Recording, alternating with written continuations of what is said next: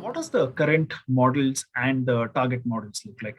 Now, as I mentioned earlier, CMMC can be used beyond DoD and federal contracts, based on what needs to be achieved in terms of the overall cyber hygiene and what is the state of security that the organization have. And some of the organizations who have implemented it, regardless of their involvement with the government, have also seen this has significantly increased the security team's efficiency when there are threats, or the amount of time that the analysts spend in the incident response plan have also significantly improved with this type of a model that comes in.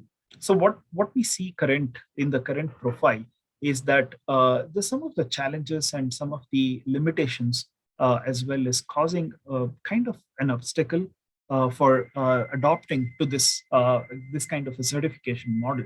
When we say, starting with the first one, complex legacy infrastructure. So how do we know what systems are in place if we do not know what systems we see today are managed by us, or how are they constantly being updated? What is the security plan on those endpoints? We will not be able to map them against the compliance needs. And the visibility is the first and foremost critical component to enhance in the current profile what we see in our existing security infrastructure.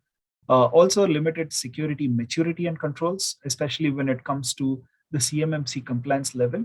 Uh, it is an elaborated list of practices that we need to adhere to as companies and organizations. But most importantly, how well do we achieve? What level of CMMC or this compliance is required for us?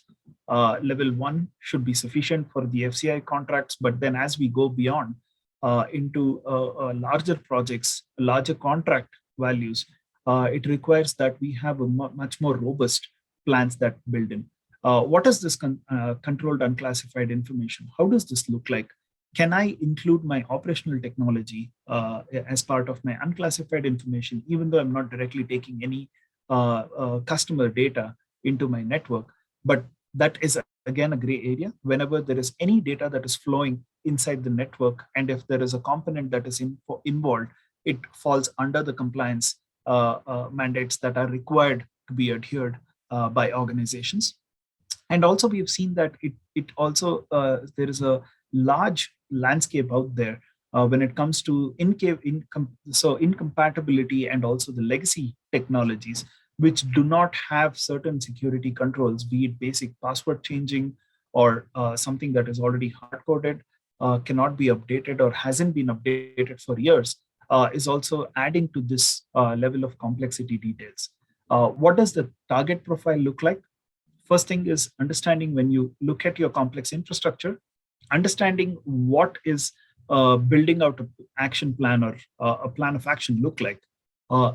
We did our self-assessments, but it is important that we bring in a third party to conduct those robust vulnerability risks assessment to be able to build these level 2 and above set of compliance that we need to manage.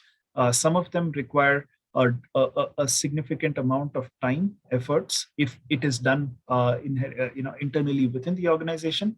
But with automation and some technique tools that are already available in the marketplace, this is becoming a more go-to place for quite a lot of security leaders who immediately can build this plan of action and start executing them.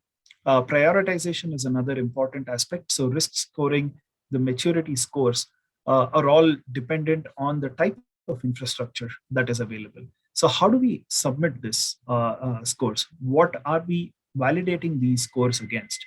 Whether it is based on the severity, whether it is based on the type of equipments or the type of infrastructure we have inside the network. So what is acceptable under the CMMC guidepost that they recommend?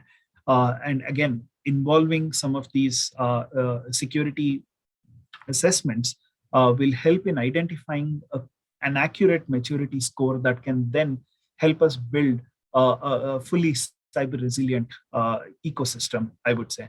Now, mapping these risks to our organizational risks. While we have some compliance and mandates, there are about 17 domains, 171 practices against the maturity level that needs to be mapped. So while we are doing this, how does it positively affect our organization? How is this going to help our organization to be cyber secure? Is another way to map these compliance and eventually finally staying compliant, which is not a one-time activity. There is level 5 and above, which details that it has to have a continuous monitoring, a continuous update to some of the infrastructure innovation that is going on, especially in the OT space. So staying compliant, obtaining this constant monitoring and checking that box off that we're not just doing it once a year to be audited or to be able to certify ourselves and then we look at it once every year, but this ongoing process or a continuous model helps the companies staying compliant. So this is where majority of the organizations that we have seen, at least about 60 to 65% of the customers that we talk to today, are investing in what should be their target profile when it comes to cybersecurity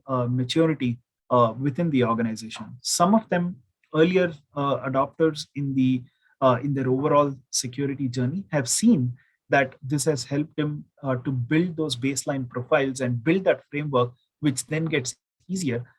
Some organizations and customers where we talk to are already in the path of implementing some controls, but then they're always constantly looking at what other technologies can I include to enhance the current process model as well.